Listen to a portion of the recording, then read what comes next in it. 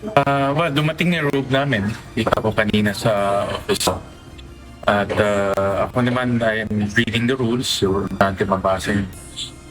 At binabasa ko ng article. Natanggap na ng ilang senador ang robe na gagamitin sa impeachment trial ni Vice President Sara Duterte. Isa si Senador Sherwin Chalian sa nakakuha nito. Ngunit bukod anya sa robe, natanggap at binasa na rin niya ang articles of impeachment.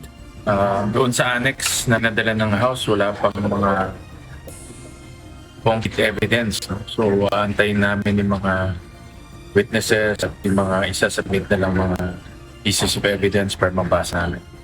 Inaasahan naman ni Senador Joel Villanueva ang lahat ng posibleng mangyari at mga argumento mula sa iba't ibang kampo maging ang mga pagkwestiyon sa proseso. Nagkaroon anya sila ng mga konsultasyon sa iba't ibang justices kabilang na si Justice Efren de la Cruz na ilang oras nilang nakausap. Sa mga major na masasabi natin, di ba, doon sa pag-file ng articles of impeachment, hindi first or second or third, ang ginamit yung fourth, di ba? At the same time, yung pagtawid from 19th Congress to 20th Congress, di ba? Another thing is the adoption of our Senate rules, which are we going to adopt in total the same impeachment rules noong time ni former Chief Justice Corona. So these are all the things that we are looking into. Nagpahayag rin ng dalawang mambabatas ng kanilang posisyon kaugnay naman sa posibleng pagtawid ng impeachment trial sa susunod na Kongreso. I-reserve ko yung aking final comment yan. Pero yung prinsipyo kasi ng Senate is a continuing body. Kaya meron 12 ang incumbent katulad ko, may 12 na bago.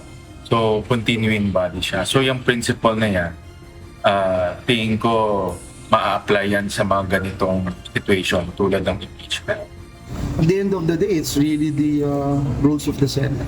Sir. Yung rules of the Senate, sariling rules namin ng impeachment that which will be promulgated by June 2. So yun ang talagang dapat ma-trash out na doon.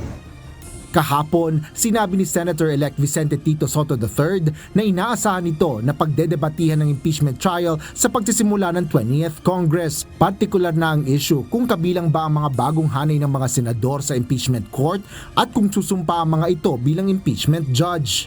July 28 pa lang, yung mga bago, kung sila ba ay mag-o-oath as members of the impeachment court na kasama nito mga dati, or didibatihin nila yung issue na yan. Sinagot naman ito ni Senador Aquilino Coco Pimentel III. Aniya, sa ilalim ng 1987 Constitution, ang Senado ay isang impeachment court kaya maaari itong ihambing sa korte.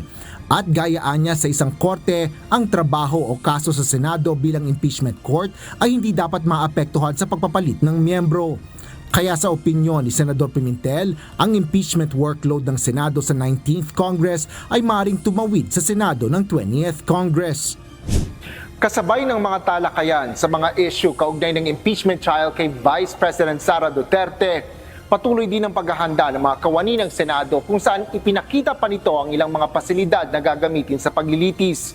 Gaya na lang ng 3 silid na ito kung saan ang isa ay dedikado para sa mga kawani ng media, ang pangalawa ay para sa House Prosecution Panel at ang pangatlo ay para naman sa mga kabilang sa defense team.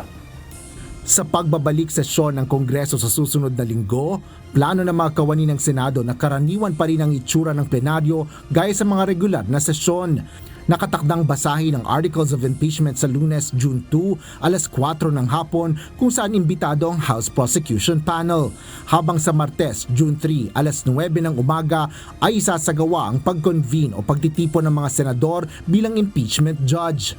Dito rin isasagawa ang pagsasaman kay Vice President Sara Duterte na bibigyan ng 10 araw para tumugon.